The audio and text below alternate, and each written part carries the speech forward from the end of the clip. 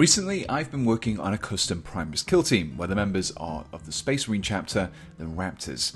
After the conversion, I've been showing the finished model, and a good number of you requested that I share my painting process. So in this video, I'll be putting down the scalpel and clippers, and picking up my paintbrush once again, to show you how I paint Space Marines of the Raptors.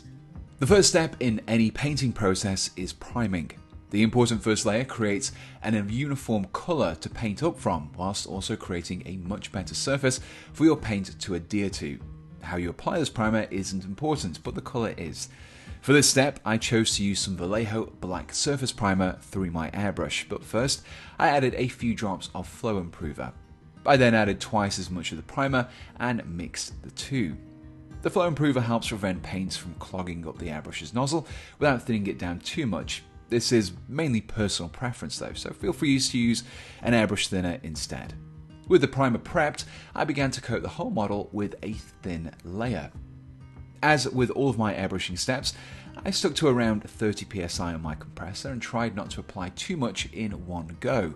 I gave this first layer a chance to dry and applied a second coat. Layering like this reduces the chance of accidentally applying the paint too thickly or missing areas completely. This was continued until the model had been completely primed. As the main colour scheme of the model was going to be green, I wanted to start with a colour that would contrast well against it. I ultimately settled on the deep red of Crusted Saw from the Army Painter. Red sits opposite to green on the colour wheel, and as such the two work well against each other. Like before, I mixed in a few drops of flow improver into the paint and applied it with my airbrush. I sprayed from below the model as I wanted those deep red areas to remain visible within the recesses. With the shading completed, I would next begin to apply some highlights to the armour. For this, I chose Army Green. This faded green colour would allow me to build up lighter points on the armour while still having a slight green hue. I added flow improver to the paint and focused the application of this paint to the upper side of the model, mirroring the application of the Crusted Saw. Small spots of this were also focused onto a few areas, like the tops of the feet, the knee pads and any other points that faced upwards. With the Crusted Saw shading and Army Green highlights finished, I had a good start, but I still didn't have the light olive green colour of the Raptors. This would be achieved by applying a few light layers of Commando Green across the entirety of the armour. By using thin layers, the shading and highlights would still be visible, but they would be given a green filter, creating the desired armour colour.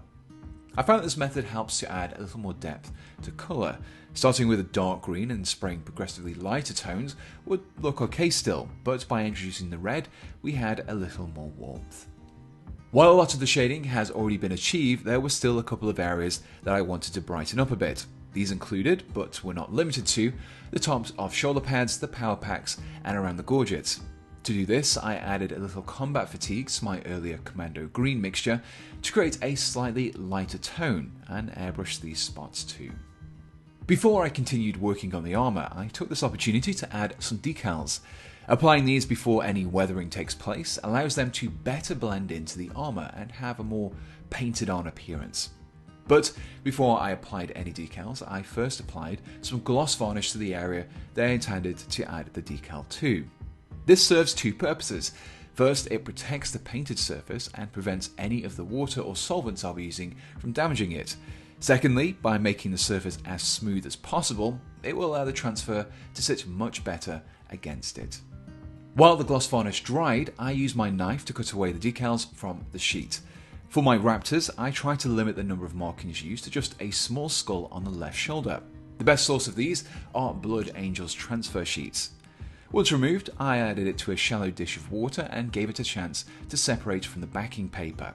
Once things had loosened up a little, I held the paper close to the target location and used a damp brush to gently tease the transfer into position.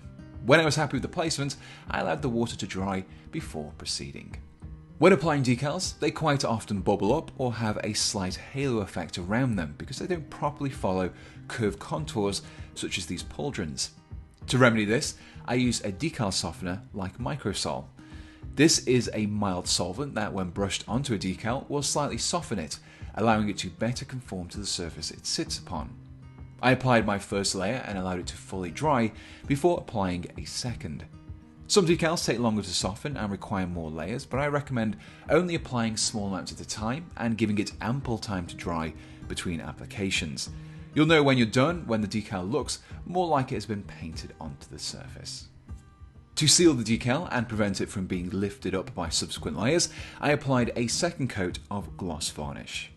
The next few airbrushing steps saw me using some of the Games Workshop's contrast paints. These work really nicely as filters when used in an airbrush. The first of these that I used was Plague Bearer Flesh. This was added to the airbrush without any thinner and used in very thin layers over the green points in the armour. This helped to unify the green hue across the layers a little and also tone down the bright white of the decal.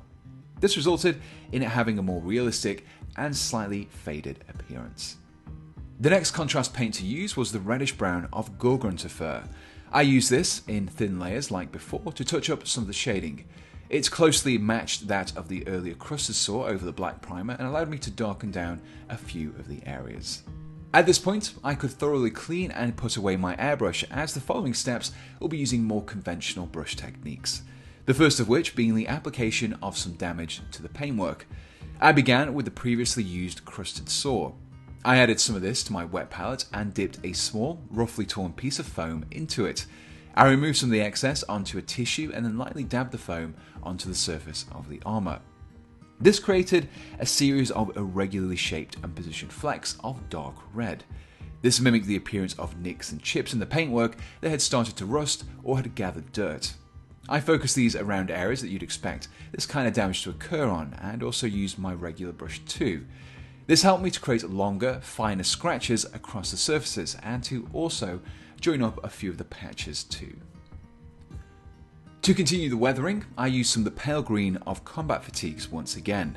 I added this to my wet palette and mixed in just a little water to thin it out slightly.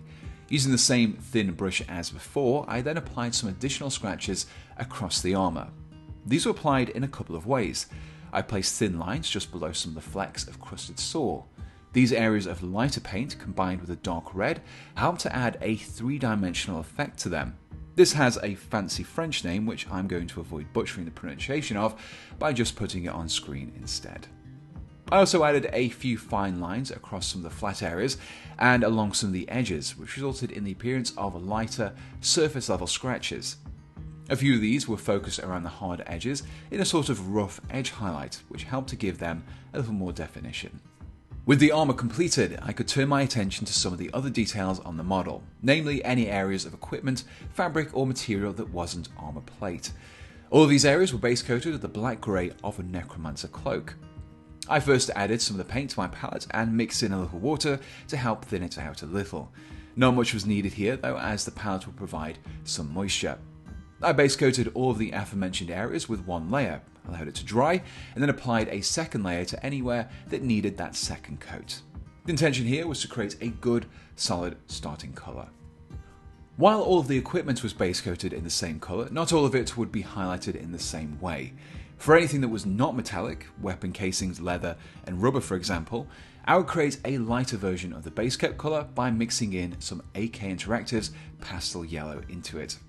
This pale yellow lightens the dark grey whilst retaining a slightly warmer hue than a pure white would have done, and helping it to match in with the other warmer tones of the model. This lighter mix was applied along the edges of any of the non-metallic areas to create a fine line highlight along them. I then proceeded to add a little more pastel yellow into the mix, which created my extreme highlight. This was focused on sharp points along the previously highlighted edges, such as corners.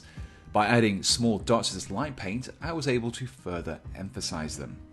A few of my kill team members wear hoods and cloaks, and for these particular parts, I began with a base coat that consisted of Vallejo's chocolate brown, mixed in with some necromancer cloak in order to darken it down just a little. The edges of this brown material were then highlighted with pure chocolate brown, and then chocolate brown mixed in with some pastel yellow, following the same principles as the dark grey areas of the model. The Raptors are a successor chapter of the Raven Guard, and so inherit their physical traits, such as their pale skin. To achieve this on my miniatures, I began with some very thin layers of Raptor flesh. This paint is quite heavily pigmented, so applying 3 to 4 watered down layers creates a far smoother finish than applying 1 or 2 thicker layers. I use this to completely and evenly cover all of the exposed skin. To help add some definition and some warmer tones to the skin, I took some Gilman Flesh contrast paint and heavily diluted it with some Lamier Medium. The resultant mixture had a very subtle pinkish brown shade. This was applied evenly across the Raptor flesh areas. The paint flowed into some of the recesses whilst also giving the flatter surfaces a slightly more natural skin tone. I allowed the layer to dry and repeated this a couple of more times, allowing the paint to fully dry between applications. In a similar method to that used in the last step, I mixed some Lamier Medium into some Volupus Pink to create a thin reddish pink texture. This was focused into some of the more recessed areas of the skin, such as around the eyes, the temples, and where the skin contact points of the armour. When applied over the skin tone that had already been achieved, it resulted in a darker yet more realistic looking skin colour that would not only serve as shading, but also help to prevent the flesh from looking too flat in its hues. Like before, I allowed the first layer to dry and then applied a second layer over the top. Next, I took some of the very pale Deepkin flesh and added a little water to it. This was then painted on as a highlight. By focusing it on the raised areas such as the brow, the forehead and the cheekbones, it acted as a counterpoint to the shading created in the last few steps. Finally, everything was given one more coat of Gilman Flesh mixture. This helped to tie in all of the previous layers in together and also softened up some of the harshness of the very pale Deepkin Flesh highlight. A few people have asked how I achieved the stubble effect on my miniatures, and the answer is very simple. It involves using the same techniques demonstrated on the skin, albeit with the greyish blue of Space Wolf Grey contrast paint rather than flesh tones. After mixing in some more Lamier Medium, I applied this paint over the head where you'd expect hair to be.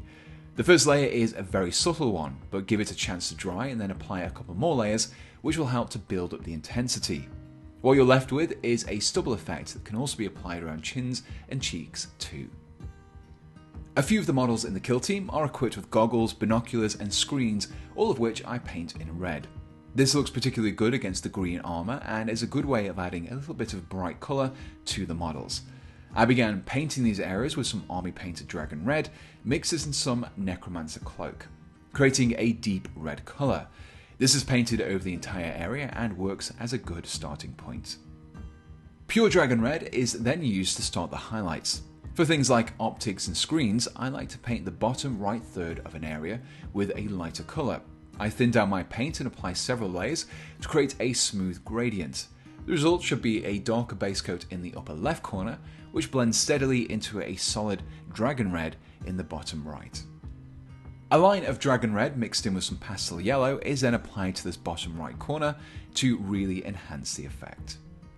Finally, a thin glaze of Blood Angels red over the whole area not only helps to blend the transitioning colours together, but it also creates a more vibrant overall red. And this brings me to the final step, the painting of the metallic areas that were earlier base coated with Necromancer Cloak. I used some of the Army Painter's gunmetal as an edge highlight to create some surface scratches, much like I did with the armour earlier on.